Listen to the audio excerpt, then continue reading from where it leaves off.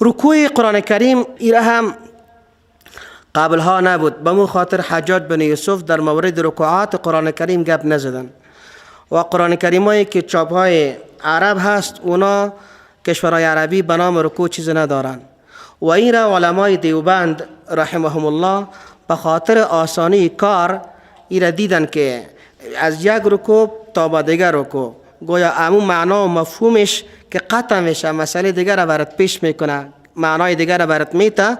به خاطر آسانی کار خاصتا به خاطر حفاظ که حفظ میکردن دو قرآن کریم هم نبود که صفحه تمام نوشته شود و به حساب از که بفهمن که تا کجا خواندن ایره، تا کجا رسیدن، رکوع اول، دوم، سوم، چهارم، پنجم ایره نقل کردن که جمع قرآن کریم 540 رکوع پیدا کرد. قرآن کریم 540 رکوع پیدا کرد.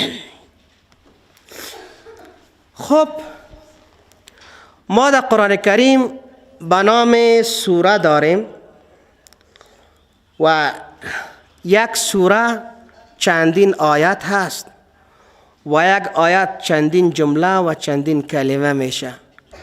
بیاین بفهمیم که خیلی سوره چی معنا، کلمه چی معنا، آیت چی معنا. این کل معلومات است که در مورد قرآن کریم من حیث یک طالب قرآن به ما ضرور هست. سوره علما در ریشه یابی کلمه سوره یا لغت سوره یا واژه سوره با هم اختلاف دارند که از چی مشتق شده، یعنی از چی گرفته شده. برخی میگه که ای از الابانه گرفته شده. الابانه تگردک به معنی جدایی. بعضی میگه که نه، الابانه به معنی ارتفاع و بلندی گرفته شده. یک شعر شاعر بر ما میارن که این از کدام زمانات دیگه در سر ارگ ریاست جمهوری مردم کشته میشد.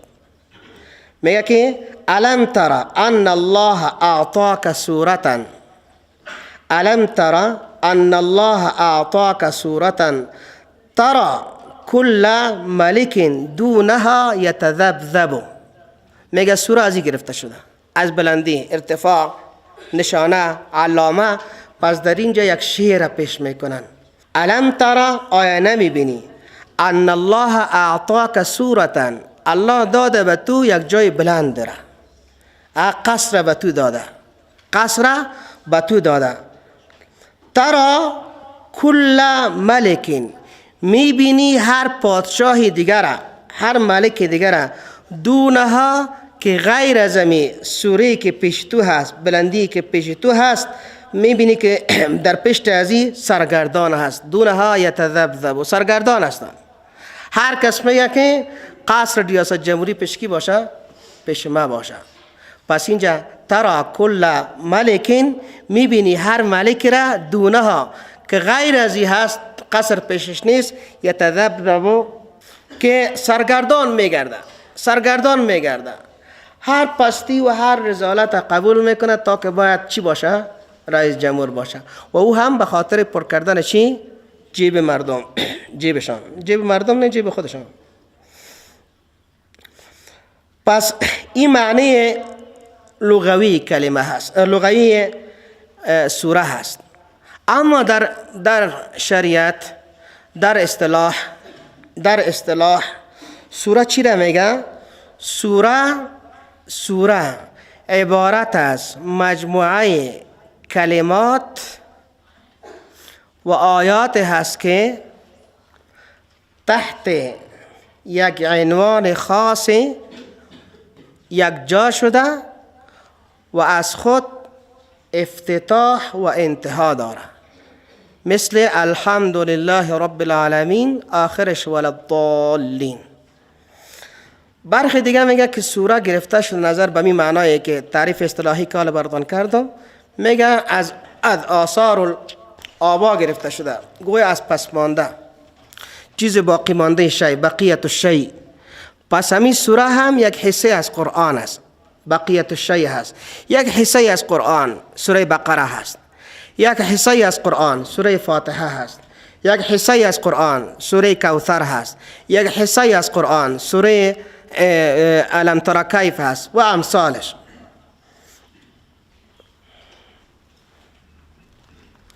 آیت چی را میگه؟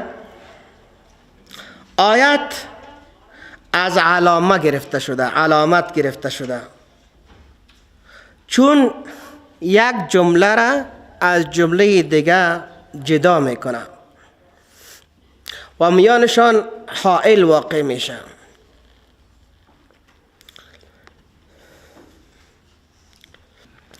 و آیت به معنی نشانه هم هست، به معنی معجزه هم میآید. قرآن کریم میگه که ان آیت ملکه ان یأتیکم التابوت فیه سکینة من ربکم و بقیة مما ترک آل موسی و آل هارون تحمله الملائکه ان فی ذلک لآیة لکم ان کنتم مؤمنین.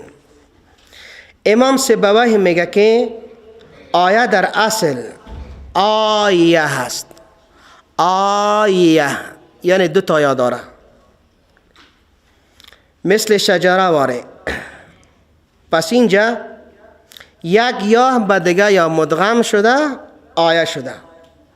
امام کسائی میگه که آیه در اصل آییتون بود، بر وزن آمنتون یا آمنتون بود که یا به الف تبدیل شد و با علت التباس همزه شباز حذف کردن. فرا هم از امی قول را داره، منتو میگه که در اصل آیه با تشدید یا بود، تخفیف یا نه بلکه با تشدید بود. پس در اینجا یای اول را بدل کردن، تبدیل کردن، از جهت کرایت ثقل به الف تبدیل کردن و این آیه شد. و جمعش آی میه، آیات هم میه و آیه هم میه. یعنی میشه که آخرش تی بتیم و آخرش آی بسازیم، یک یا بتیم. امی آیه از چند کلمه جور شده، میشه که از یک کلمه باشه، میشه از دو کلمه باشه، میشه بیشتر از دو کلمه باشه. پس کلمه چی را میگن؟ کلمه یک لفظی را میگن که گاهی از دو حرف تشکیل یافته باشه مثل ما و امثالش، گاهی هم از دو حرف بیشتر باشه تا 10 حرف میشه که یک کلمه باشه. و هر کدام از این در قرآن آمده. خب به می خاطر ما سر از این میپیچیم که هر کدام از این در قرآن آمده. در قرآن کلمات داریم که 2 حرف هست و در قرآن کلمات داریم که 10 حرف هست. یستخلفنهم انلزمکموها فاسقیناکموه. ببینین باز که چند حرف هست، از 2 حرف گرفته، مثل طه، مثل طه. امی قسم حامیم، عین سین قاف، مدهامتان و امثالش. الحمدلله. آیا در قرآن کلمات عجمی هست و یا هم نه؟ عنوان ما ایترس، عنوان خورترک ما که کلمات عجمی در قرآن. قرطبی رحمه الله در تفسیرش نقل میکنه که علما به این اجماع دارن که در قرآن هیچ جمله عجمی وجود نداره، یک جمله چند کلمه می باشه. و علما متفق هستند که در قرآن اسمهای عجمی وجود داره، اسمهای عجمی وجود داره. سعی کنین از یک جهت اجماع دارن که جمله عجمی در قرآن نیست. پیش آیت گفتیم اعجمی و عربی، اعجمی و عربی، اونا عجمی گپ میزدن و این قرآن عربی هست. پس جملات عجمی در قرآن نیست.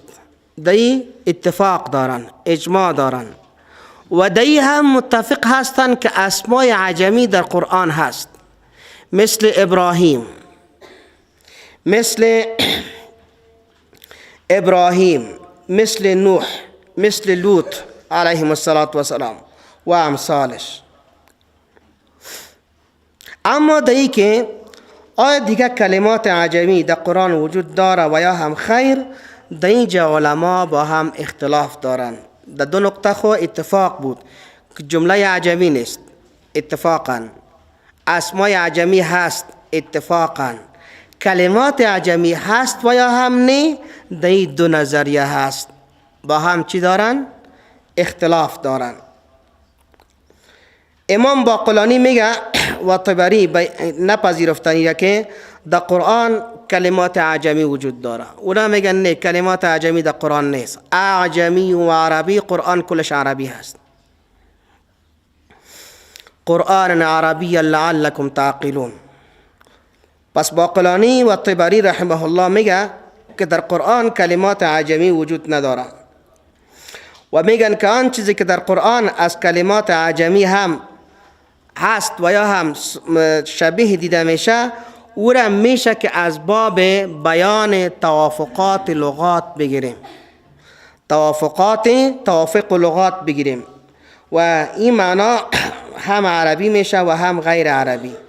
یعنی میشه که همین کلمه که اگر ما بیابیم که او عجمی باشه، این از جهت توافق لغات بین عربی و عجمی میگیم که در حقیقت او هم عربیت بالای عجمیتش چی شده؟ غالب شده. اما کلمه هم در عربی است و هم در عجمی، هم در عربی هست و هم در عجمی. و برخی دیگه میگن که امو کلمه هم معرب گشته، باز عجمی اگر بوده هم دوباره به عربی که نقل شده معرب شده. الحمدلله. بحث ضروری دیگه ما که ما در کتاب‌های علوم القرآن هم میخوانیم زیاد، سوره های مکی و مدنی هست و بحث طولانی تر هست. سوره های مکی و سوره های مدنی. قرآن کریم دو عهد نزولی داره، یکی مکی هست و دیگیش مدنی هست. 13 سال رسول الله صلی الله علیه و سلم در مکه معظمه زندگی کرد و قرآن در مکه هم نازل شده 13 سال. بعد از او نظر به حکم الله عز و جل پیغمبر صلی الله علیه و سلم هجرت کرد به طرف مدینه. 10 سال دیگه تعداد از سوره های قرآن کریم در مدینه منوره نازل شد. پس علما از جهت ازی که مثل که دیروز گفتیم که تفسیر قرآن کریم آسان شوه، بیان احکام آسان شوه، سوره های مکی و مدنی را از هم تفکیک کردن، جدا کردن و گفتن که این سوره مکی هست و این سوره مدنی هست. جمعاً قرآن کریم چند سوره داره؟ 114 سوره داره. 114 سوره داره. از این 114 سوره 20 سورهش اتفاقی مدنی هست.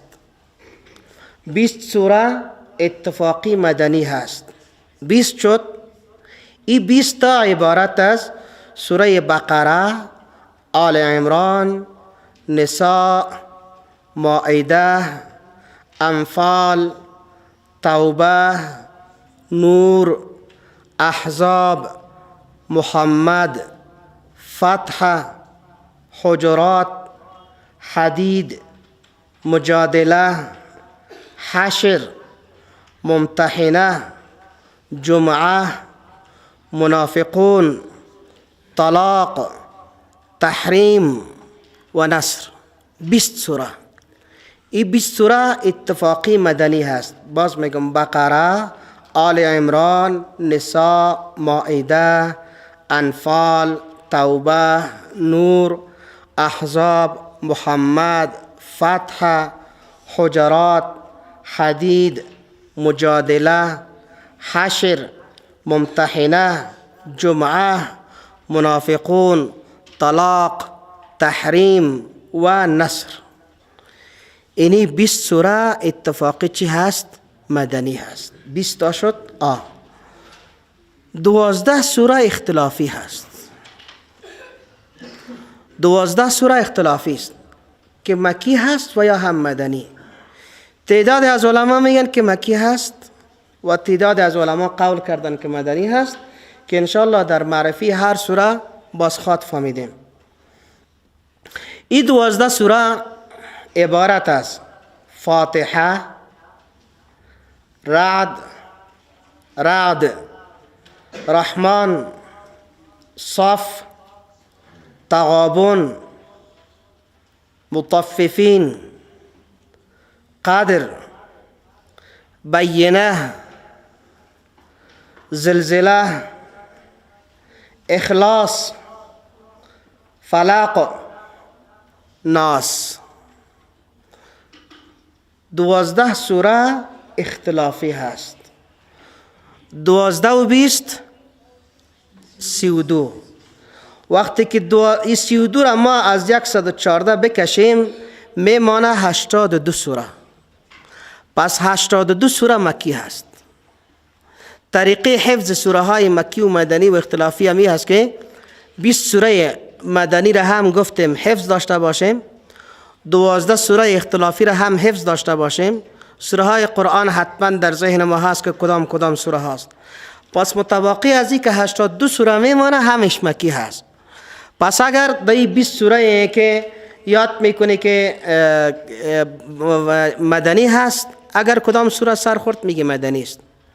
اگر در 12 سوره آمد میگی اختلافی است. اگر دایی نامد حکم میکنه که اتفاقی چی هست؟ مکی هست. اتفاقی مکی هست. حالا همین سوره های مکی و مدنی را چطور ما بشناسیم؟ یعنی خب علما به ما گفته که سوره مکی هست، این سوره مدنی هست. آسان. خود طریقه شناخت سوره های مکی و مدنی چه قسم هست؟ 2 طریقه داریم. اول خب یکی طریقه سمع هست، یکی طریقه اجتهاد هست. طریقه سمع روایت صحیح هست. روایت صحیح از صحابه رضی الله عنهم اجمعین باشه که اونا گفته باشه که پیغمبر گفته این سوره فلانی نام داره، این سوره مکی هست و یا هم مدنی، و یا هم صحابه گفته باشه که این سوره مکی هست و یا هم مدنی. به خاطر که صحابه اکثرشان سوره های مکی و مدنی را میفهمیدن و حفظ میکردن، حتی آیت ها را میفهمیدن. در اسباب نزول میخوانیم حضرت علی مرتضی رضی الله عنه میگه که اگر من قسم بخورم که کدام سوره ها کدام آیت ها در مکه و کدام در مدینه نازل شده، میگه من میفهمم. اگر قسم بخورم که کدام سوره ها کدام آیت ها در زمستان و تابستان نازل شده، میفهمم که آیت های زمستانی کدام است، تابستانی به حساب کدام است. اگر بگویم که کدام سوره ها کدام آیت ها در مکه و مدینه و یا هم خارج مکه و مدینه نازل شده، میفهمم. و حتی اگر من بگویم قسم بخورم که کدام آیات و کدام سوره ها در شب نازل شده و یا هم در روز، این را هم من میفهمم. این کل توجه جدی، اهتمام به حد صحابه را به چی نشان میداد؟ به قرآن نشان میداد که تا اینقدر معلومات پیدا میکردن که کدام آیت در شب نازل شده، یا آیت در روز نازل شده، یا آیت در تابستان در حالت سفر نازل شده. به مو خاطر امی صفات داره صحابه که قرآن در موردشان میگه رضی الله عنهم و رضوا عنه. این آسان نبود. امی قدر وقت خود را صرف قرآن میکردن، اهتمام شدید داشتن به چیز؟ به قرآن، به حدیث پیغمبر، به سنت پیغمبر، به روش پیغمبر. عبدالله بن عمر رضی الله عنه از مدینه حرکت میکنه به طرف مکه به حج میآید. در یک جای که میرسه شتر خود پایین میشه. هیچ به اصطلاح ما و شما نه هتل هست نه مسجد هست و نه هم به خاطر معذرت پایین شده. اندیوالای راش پرسان میکنه که عبدالله در اینجا چی ضرورت بود که پایین شدی؟ میگه من که در حج امرای پیغمبر آمدم و در سفر امرای پیغمبر آمدم، دمیجا پایین شده بود. دمیجا پیغمبر چی شده بود؟ پایین شده بود. حتی در موضع جای پایین شدن پیغمبر نشانی میکنه. اینقدر خودم ملزم به سنت پیغمبر علیه الصلاة و سلام میدانه. عبدالله بن عباس رضی الله عنه در مورد قرآن کریم میگه که زمانی که قرآن نازل میشد پیغمبر علیه السلام اول پشت جبرائیل که بسیار تیز میخواند تا ای که قرآن آمد و بالاخره امانش کرد که ان علینا جمعه و قرآنه فاذا قرأناه فاتبع قرآنه. نه تیز نخوان، پیغمبر با این فکر میشد علیه بالله که نشک فراموش شود، توجه جدی داشت. الله گفت که نه یادت نمیره، حافظ از ما هستیم. باز میگه که انا احرکهما کما حرکهما رسول الله صلی الله علیه و سلم. ما هم لبای خودم تیز شور میتم مثل که پیغمبر شور میداد. حتی امو لبهای پیغمبر متوجه می بود که در وقت چه قسم لبایش تیز شور میخورد. یا پیغمبر علیه السلام گاهی دست خدا به این قسم میگرفت، به این قسم. صحابه وقتی که حدیث به ما نقل میکنه میگه پیغمبر علیه السلام دست خدا هم به می قسم گرفته بود، در پیش درخت پیش دیوار ششته بود، به این قسم تکیه کرده بود، یا قسم تورک ششته بود، یا قسم چارزانو ششته بود، یا قسم قعده ششته بود. جوانای عزیز، این کل به این منظور است که ما هر سنت پیغمبر را کوشش بکنیم که دنبالش بریم. پس اینجا هدف ما است که طریقی اول شناخت سوره های مکی و مدنی سماع درست هست که روایت صحیح باشه از صحابه و تابعین که بگوید که اینمی سوره مکی هست و یا هم مدنی. خب اگر روایت صحیح نبود از چی بفهمیم؟ اینمی سوره هایی که دانسته شده که مکی هست، سوره هایی که دانسته شده مدنی هست، سوره هایی که اختلافی هست میگذاری اونا برای علما که هم نشانه های مکی بودن دوست و هم مدنی بودن. پس تا این صورت علما میگه ضوابط داره. از دو جهت این اجتهادی که بود مشناخته میتونیم. یکی از جهت ضوابط به معنی قواعد، در قواعدی هست که ما از نظر به مو قواعد ضابطه های که ما تفکیک کرده میتونیم که کدام سوره مکی هست و کدام هم مدنی هست.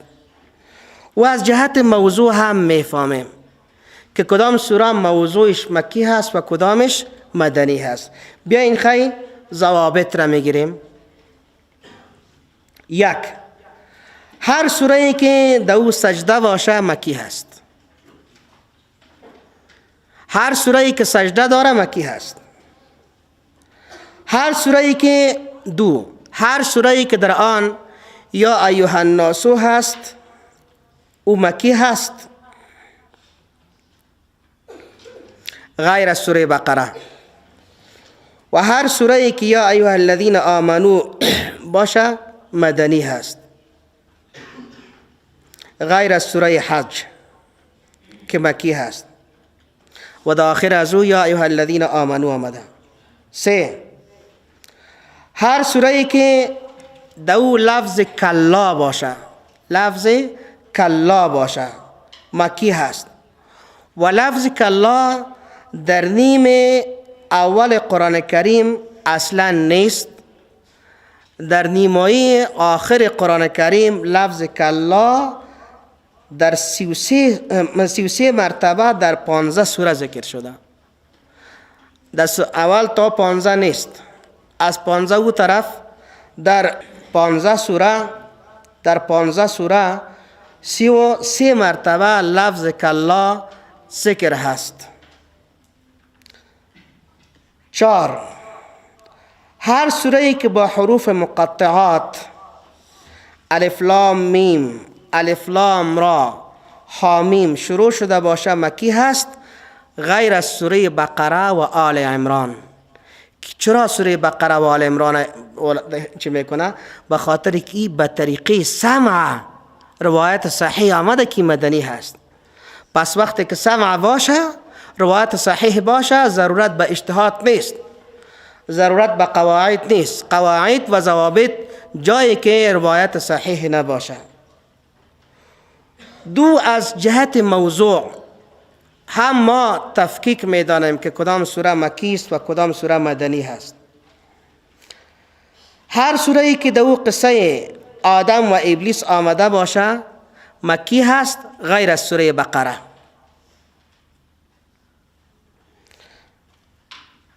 دو، هر سوره ای که در آن قصه آدم علیه السلام و ابلیس علیه اللعنه آمده باشه مکی هست غیر از سوره بقره.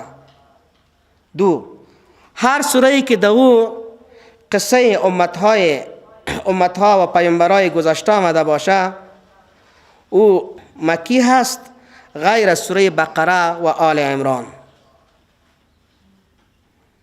جیم،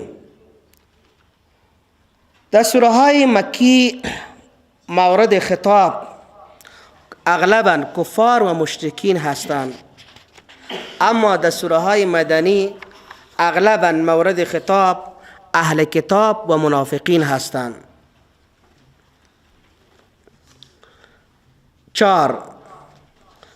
در سوره های مکی اصول شرع، توحید و دلائل توحید، دعوت و فضائل دعوت آمده و مقدار بسیار کمی از تفصیلات قانونی در این سوره ها صحبت شده در سوره های مکی. اما در سوره های مدنی اخلاقیات هست، نظام هست، احکام هست، حدود هست، قصاص هست، نظام سازی است، حکومت سازی است، پالیسی های داخلی و خارجی هست. 5، در سوره های مکی غالب آیات از این کوتاه هستند. سوره های مکی اغلبا آیاتش کوتاه هست، اما سوره های مدنی آیاتش دراز هست. اما سوره های مدنی که بعد از استقرار دولت اسلامی نازل شده، احکام، حدود، کفارات، تعلیمات اخلاقی و اجتماعی، سیاست داخلی و خارجی اغلباً در این سوره ها آمده و آیاتش طولانی هست، آیاتشان طولانی و طویل هستند. از ویژگی ها یا خصائص یا ممیزات سوره ها، برخی از موضوع سوره ها همیست که در سوره های مدنی مثل که گفتیم خطاب کی هست؟ خطاب اهل کتاب هست، خطاب منافقین هست، مسائل احکام هست، حدود هست، قصاص هست، نظام خانواده هست. اما در سوره های مکی از ویژگی های موضوعیش، از خصائص، از ممیزات موضوعیشان امی است که در اونجا اصول تشریع، احکام نه، اصول عقیده، توحید، شرک، اینا زیاد بیان شده. چون به خاطر که 13 سال که پیغمبر علیه السلام در مکه معظمه بود، این حیثیت تهداب را داره و تهداب هر قدر که محکم باشه آبادی سرش محکمتر میشه. پس در این 13 سال پیغمبر علیه السلام در 82 سوره مکمل سر نظام فکر، عقیده، توحید، شرک، چی اصول شرع، معاد، رسالت، زنده شدن بعد از مرگ، ثبوت جنت، ثبوت دوزخ، آمدن قیامت، علائم قیامت، در قیامت چه قسم کارا میشه، چی گپا هست، حساب و کتاب و همش در سوره های مکی بیان شده. و در سوره های مدنی وقتی که عقیده درست شد که قبول کردن که خانه خدا میلابطه و کاشانه خدا میلابطه به طرف مدینه برن، ورنه رها کردن وطن کار آسان نیست، رها کردن سرمایه کار آسان نیست. اما به خاطر عقیدهشان، به خاطر دینشان از هر چیز گذشتن و رفتن به طرف مدینه منوره. در اونجا مسئله عقیده به کرسی خود نشسته بود، ترسیخ شده بود. پس مسائل اجتماعی، نظام حکومتداری، نظام اخلاق، حدود، احکام، قصاص دیگه و دیگه بیان شد. نماز خود در آخر سال عهد مکی فرض شد و بالاخره همین قسم زکات، روزه، حج و امثالش. الحمدلله. ای بود عهد مکی و عهد مدنی. نزول اولین آیات و آخرین آیات قرآن کریم کدام هست؟ یعنی کدام آیات اول نازل شده و کدام آیات آخر نازل شده؟ در این مورد ازی که اولین مجموعه از آیات بالای پیغمبر صلی الله علیه و سلم کدام آیات یا کدام سوره های هست، کدام سوره است که اتفاق افتیده و اول نازل شده، علما اختلاف نظر دارند. نظر بر روایاتی که هر دو طرف از پیغمبر صلی الله علیه و سلم دارند. جمهور به این قول است که اولین آیات که به شکل مطلق بالای پیغمبر صلی الله علیه و سلم نازل شده 5 آیت اول سوره اقرا هست. 5 آیت اول سوره اقرا هست. اقرأ بسم ربك الذي خلق خلق الانسان من علق اقرأ وربك الأكرم الذي علم بالقلم علم الانسان ما لم يعلم. 5 آیت است که نازل شده. تعداد از علما به این نظر هستند که نه، سوره مدثر اولین سوره هست که بالای رسول الله صلی الله علیه و سلم نازل شده. کسایی که رأی اول انتخاب کردن که جمهور هستند، اونا میگن که نظر به مو حدیثی که در بدء الوحی در صحیح البخاری هست و هر دو حدیث در بخاری است، در دیگه کتاب صحاح هم هست، که پیغمبر صلی الله علیه و سلم حضرت عایشه صدیقه روایت میکنه که پیغمبر علیه السلام 6 ماه قبل از نبوت خوابهای نیکو میدید و بالاخره در این خوابهای نیکو شکلی بود که ای خود را فارغ ساخت به خاطر عبادت و رفت به طرف غار حرا در جبل نور، تا اینکه یک روز پیغمبر علیه السلام میگه که من در غار بودم که ملک آمد به شکل انسان و مرا بغل کرد، فشارم داد، گفت که اقرأ. میگه من گفتم که ما انا بقارئ، ما قاری نیستم. مرتبه دوم فشارم داد، از اول کرده اضافه تر، تا حدی که من گفتم خواهی استخوانای ما یکی به دیگه خورد. گفت اقرأ. گفتم ما انا بقارئ، ما قاری نیستم، خواننده نیستم، چرا بخوانم؟ باز فشارم داد، اعلام کرد. مرتبه سوم اینقدر مرا فشار داد که ما گفتم خواهی استخوانایم یکی به دیگه چسبید، قبرغایم به اصطلاح شکست. گفت که اقرأ بسم ربک الذی خلق. ما هم گفتم بسم الله الرحمن الرحیم. اقرأ بسم ربک الذی خلق خلق الانسان من علق اقرأ وربك الأكرم الذي علم بالقلم علم الانسان ما لم يعلم. 5 آیت خواند و ملک رفت. پیامبر علیه السلام احساس خوف و رعب کرد که چی حادثه بود، چه قسم بود، ای کی بود، چطور رفت، کجا رفت؟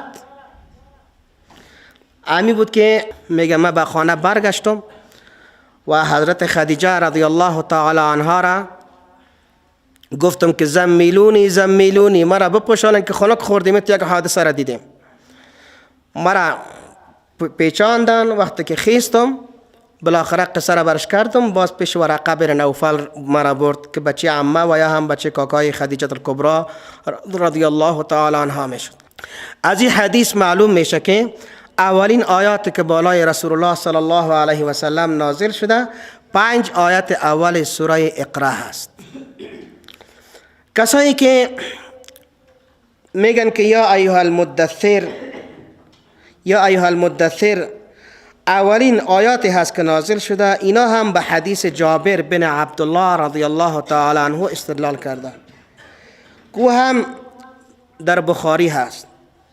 و جابر رضی الله تعالی عنه که از جابر پرسیده شد اولین آیات قرآن کریم که ابتدای سوره اقرا هست یا سوره مدثر کدام هست، میگه جابر جواب داد که یا ایها المدثر اولین آیات هست که بالای پیغمبر علیه السلام نازل شده. بالای پیغمبر علیه السلام نازل شده. پس دو نظر شد بین از این علما محققین میگه نسیخ بسوزه و نه هم کباب. توافق وجود داره به هر دو نظر. پس علما محققین به چند جهت از قول جابر رضی الله تعالی عنه جواب دادن و در بین هر دو قول، هر دو نظریه توافق آوردن. اولی که یک، زمانی که رسول الله صلی الله علیه و سلم از بدایت نزول وحی خود صحبت میکرد، جابر رضی الله تعالی عنه همه از او را نشنیده بود. جابر از اموجه شنیده که پیغمبر علیه السلام سر سوره مدثر رسیده و جابر فکر کرده که سوره مدثر اولین آیات است که نازل شده.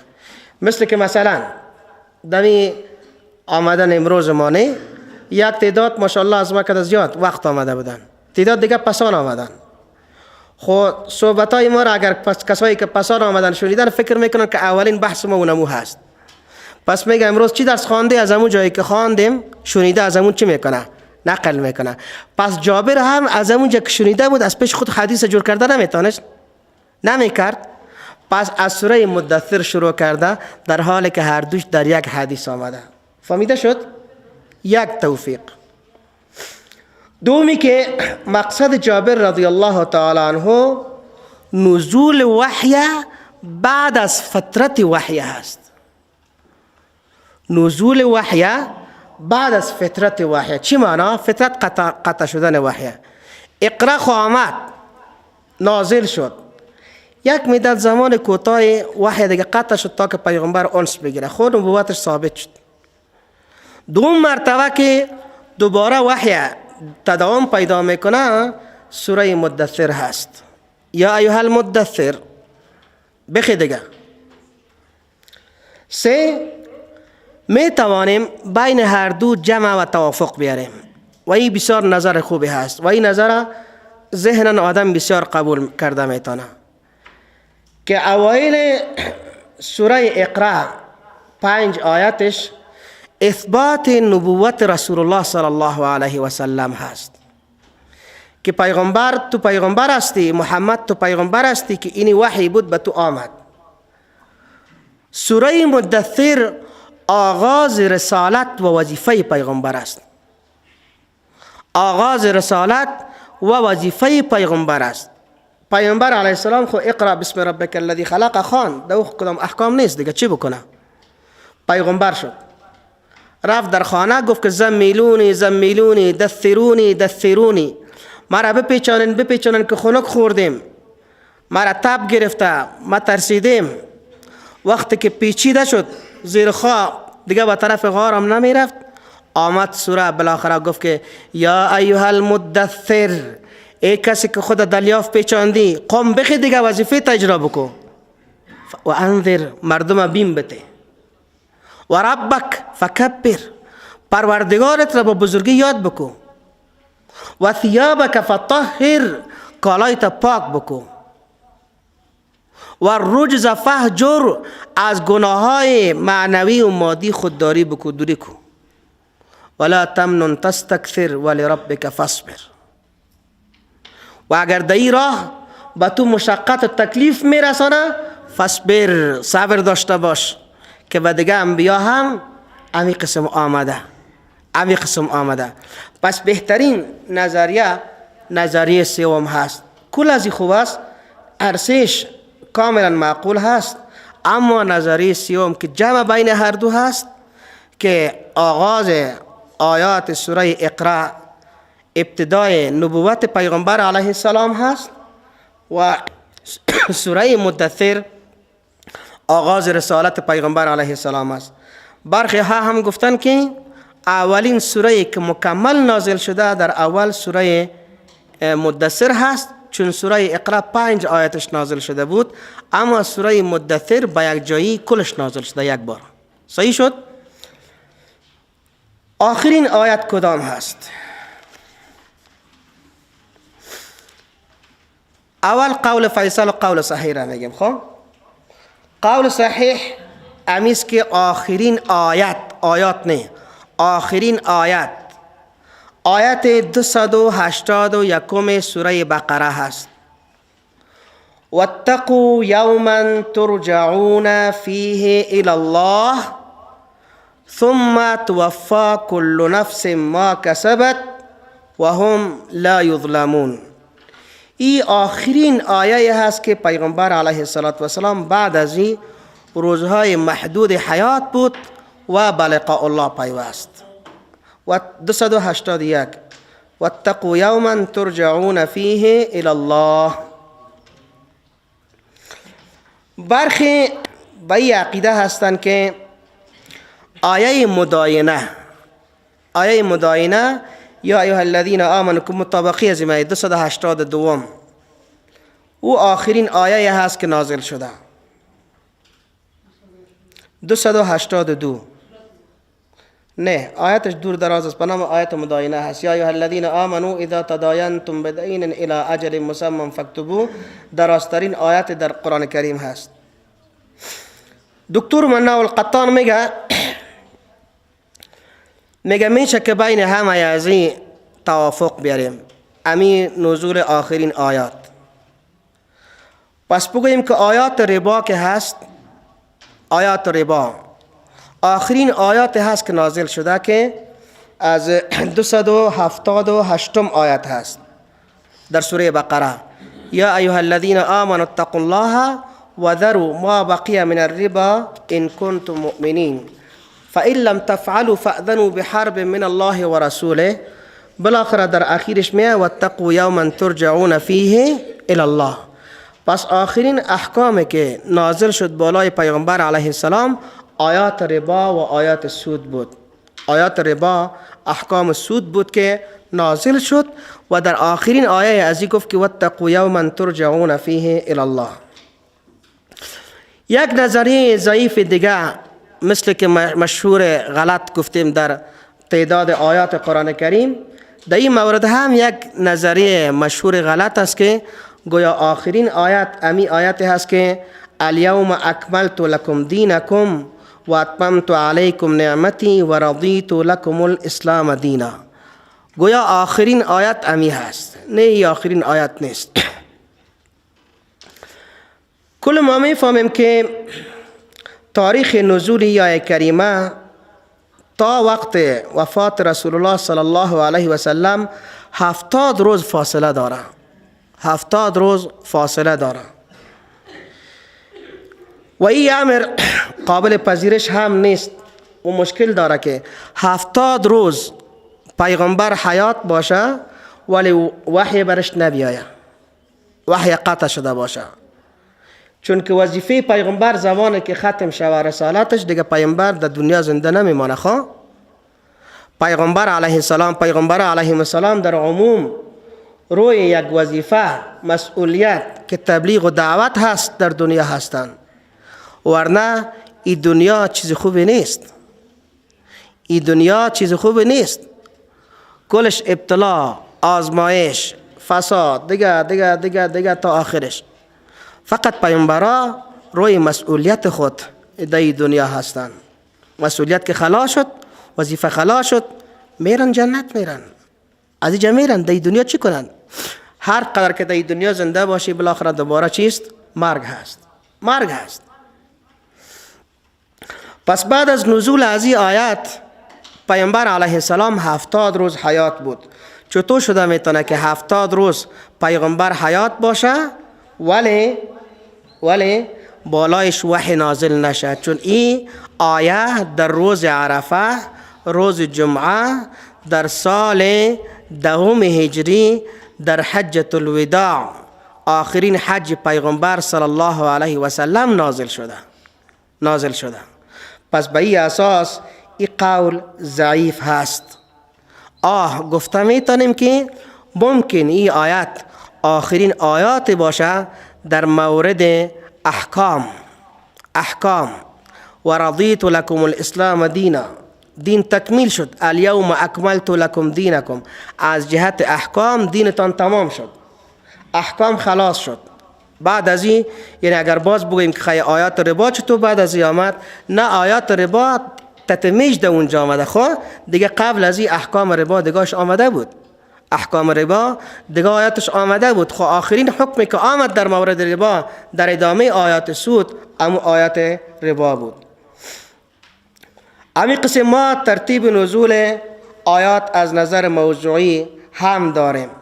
وقتی که ما در قرآن کریم مراجعه بکنیم موضوعاتش هم در میابیم که موضوعاتش هم اول یک موضوع آمده، پس آن دمو موضوع آیت دیگه آمده، پس آن دیگه آمده. از این فقط یکی دو مثال را به خاطر تیزی ذهن ما که در تفسیر ما را کمک کنه در اونجا بیان میکنیم. در حکم اطعمه، در حکم اطعمه خوراکی ها، اولین آیت که نازل شده الله عزوجل میگه که قل لا اجد فيما اوحي الي محرما على طاعم يطعمه الا ان يكون ميتة او دما مسفوحا او لحم خنزير. در سوره انعام هست. بگوی پیغمبر علیه السلام من نمیابم در آن چیزی که به ما وحی شده حرام کرده شده علی طاعم یطعمه، با طاعمی که طعام میته، الا خو مگر حرام است که ان یکون میتتن خود مرده باشه، او دما مسفوحا یا خون مسفوح باشه، او لحم خنزیر یا گوشت خنزیر باشه، فانه رجس که نمی رجس هست و فسق هست، حلال نیست. احل لغیر الله، حلال کرده شده باشه به غیر نام الله. پس کسی که فمن اضطر غیر باغ ولا عاد فان ربک غفور رحیم. اولین آیه خویی هست. میبینیم پس از این آیت نازل شد فکلوا مما ذکر اسم الله علیه فکلوا مما ذکر اسم الله فکلوا مما رزقکم الله حلالا طیبا فکلوا مما رزقکم الله حلالا طیبا واشکروا نعمت الله ان کنتم ایاه تعبدون انما حرم علیکم المیتة والدم ولحم الخنزیر. سوره نحل آیه 114 و 115. پس از این آیه سوره بقره نازل شد. خوی کلش در تفسیر برمامه باز در اونجا ما سرش گفت نمیزنم. پس از این آیت نازل شد انما حرم علیکم المیتة والدم ولحم الخنزیر وما احل به لغیر الله. سوره بقره آیه 173. بعد از این آخرین آیه در این مورد نازل شد در سوره مائده آیت 3 که حرمت علیکم المیتة والدم ولحم الخنزیر وما احل لغیر الله به والمنخنقة والموقوذة والمتردیه. آخرین آیت در این موردی هست. میبینیم که آیات قرآن کریم از جهت احکام هم یکی پشت دیگه هست. در مورد قتل اول سوره اسراء نازل میشه و در اوجه میگه که ولا تقتلوا النفس التي حرم الله الا بالحق. نکشید شما هیچ نفس را که حرام کرده الله خون از او را مگر به حق. به حق همون که یا کشته باشه کشته شود، یا مرتد شده باشه سرش زده شود، و یا هم محسن و محسنه باشه، زن شوهردار و زن شوهردار و شوهر مرد زندار باشه که زنا کرده باشه باید سنگسار شود، کشته شود. لا یحل دم امرئ مسلم الا باحدى ثلاث. پس میگه که هیچ نفس را شما نکشید بلا حق. بعد از این آیت دیگه میگه که اگر کشتین کتب علیکم القصاص فی القتل. سوره بقره آیه 178. بعد از این میایه بر ما دو طرف آخرین آیت که در مورد قتل میایه سوره نساء بر ما میگه که و ما کان لمؤمن ان یقتل مؤمنا الا خطأ و من قتل مؤمنا خطأ فتحریر رقبه تا آخرش، که آخرین آیت هست که مسئله قتل بر ما واضح می سازه که اگر کسی قتل کرد و خطا بود در قتلش بعد از اینی سرش هم کفاره هست و هم خونبهاست یا دیت هست. و اگر کسی به قصد کسی را کشته بود و من یقتل مؤمنا متعمدا فجزاؤه جهنم خالدا فيها وغضب الله عليه ولعنه واعد له عذابا عظیما. اولین آیه در مورد شراب، مثلا قرآن کریم فقط از شراب یک بار حکم خبر میده. و من ثمرات النخیل والاعناب تتخذون منه سکرا و رزقا حسنا. بعضی از میوه ها هست که شما از اون میگیرین به شکل نشوار چیز جور میکنین، یعنی شراب جور میکنین، اما نگفته که حرام هست و نگفته هم که گناه هست. بعد از او میگه که یسألونک عن الخمر والمیسر قل فیهما اثم کبیر. پرسان میکنن از توی پیغمبر علیه السلام در مورد شراب و در مورد قمار و بگو که تایی هر دو منافع هست و اثمهما اکبر من نفعهما، ولی گناهشان زیادتر است از فایدهشان کرده. گناه داره، گناه کبیره هست. مورد سوم میگه که یا ایها الذین آمنوا لا تقربوا الصلاة و انتم سکارى. ای مسلمانا، شما زمانی که نشه بودین، شراب خورده بودین، مست بودین، باز به نماز نزدیک نشوین، ولی حکم قطعی نیست که حرمت ثابت شود. بالاخره در آیه 90 سوره مائده میگه که یا ایها الذین آمنوا انما الخمر والمیسر والانصاب والازلام رجس من عمل الشیطان فاجتنبوه لعلكم تفلحون. تا که بالاخره شراب قطعی چی میشه؟ حرام میشه. ای کسایی که من آوردین شراب و قمار، انصاب و ازلام همش رجس هست، از عمل شیطان هست. فاجتنبوه، از این دوری بکنین تا که شما کامیاب شوید. آخر بالاخره فواید از این بحث چی بود که ما خواندیم؟ از این بحث فوایدش امیست که میبینیم عنایت و اهتمام علمای اسلام را که در مورد اولین آیت و آخرین آیت، حتی در مورد چیز، در مورد موضوعات، در کدام موضوع اول آیت کدام هست، به خاطر که از هر کدام از این حکم معلوم میشه. جانم عزیزم، حکم معلوم میشه. تو که حکم میکنی در جای تفسیر میکنی باید بفهمی که کدام آیت است. اینطور نیست که یک کس برات بگه که شراب حلال از حرام، تو بگی یسألونک عن الخمر والمیسر، اولین آیاتی که در مورد حکم شراب آمده بیان کنی، یا بگی پروا نداره قرآن کریم میگه و من ثمرات النخیل والاعناب، یا بگی که نه قرآن گفته فقط در وقت نماز شراب نخور، دیگه خیر است که کم کم خوردی، پروا نداره، خیر است، چی میشه؟ اما نه، باید تو بگویی که یا ایها الذین آمنوا انما الخمر والمیسر والانصاب والازلام رجس من عمل الشیطان. و بالاخره شناخت ناسخ و منسوخ بر ما نشان میده، آشنایی بیشتر با روش تعلیم و تربیه را به ما نشان میده که کم کم به تدریج، مثل که شراب در 4 مرحله حرام شد، امی قسم احکام هم در جای ما که رفتیم کل را یک جای نه پیش نمی کنیم، آستا در جامعه خود کار کرده تا که به یک جا برسیم. برین تفریح بکن انشاءالله 15 دقیقه. بعد از او باز اثر اسباب و نزول، سبب و نزول چی را میگه شروع میکنیم انشاءالله تا جایی که رسیدیم.